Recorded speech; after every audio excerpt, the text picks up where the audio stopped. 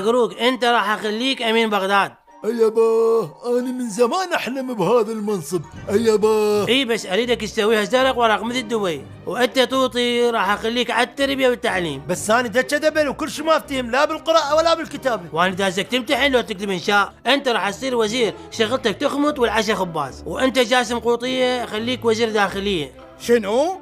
لك بابا جاسم نقري ومن اصحاب السوابق. وليش انت شنو ما عندك سوابق؟ ثاني شيء انت تعرف الحراميه كلهم. لا بس الشرطة. بينما جاسم قوطيه يعرف الشرطه والحراميه على حد سواء. ما لك علاقة حبيبي، خلي الموضوع علي.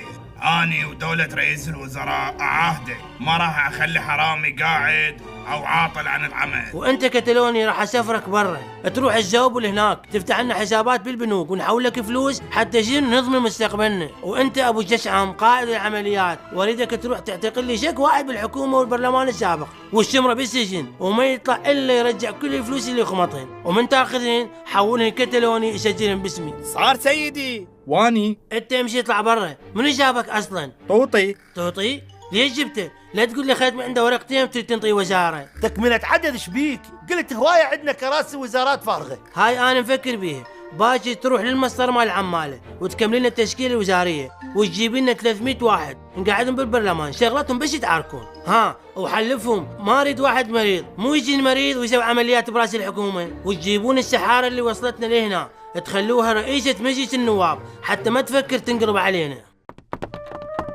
يلا استاذ غرقان مش اطلع برا. شنو؟ رئيس الوزراء وما ركب شلاق جمهوري وقال عزلوا جريدته وشمروه بالشارع خليه يبيع جرايد. أستاذ أبو جثعم أكيد أنت غلطان، حبس بوز ما يسويها، لحم شتافة من خيري. بابا هو جده شمارة بنقرة السلمان لأن يخاف لا يعارضه، والنوب منع مسلسل الحسنة والوحش حتى بيبيته ما يصير عندها مرض توحد هالقد ما قاعدة قدام التلفزيون.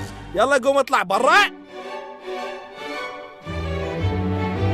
عفوا ما هو برنامج الوزارة؟ برنامج الوزاره المفضل هو ذا فويس، وراح نسوي حفله نجيب بيها ستار سعد وسيمور جلال وعدنان بريسم. ما هي أهم إنجازات الحكومة؟ سؤال وجيه عبد الغني.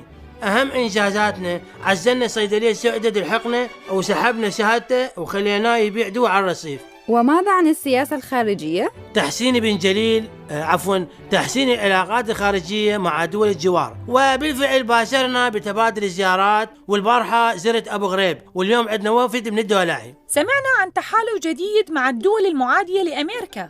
سويت جروب على الفايبر سميته شاخطين، ضفت بيه رئيس كوريا الشمالية وأبو روسيا فلاديمير ترانشوس. تقصد فلاديمير بوتين؟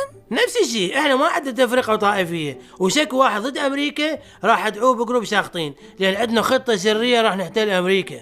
وماذا عن قضية النشيد الوطني؟ حسمنا موضوع النشيد الوطني، وكانت المنافسة حامية بين اغنيتين لسارة السواس، واللي هي وين البارعة سهرانة يا بنت الكلب، والثانية اغنية إلك في دواء الروحاني اظل مخنوق يا يما أجر النفس بالقوة، أجر النفس بالقوة، واللي هي وقع الاختيار عليها وصارت هي النشيد الوطني.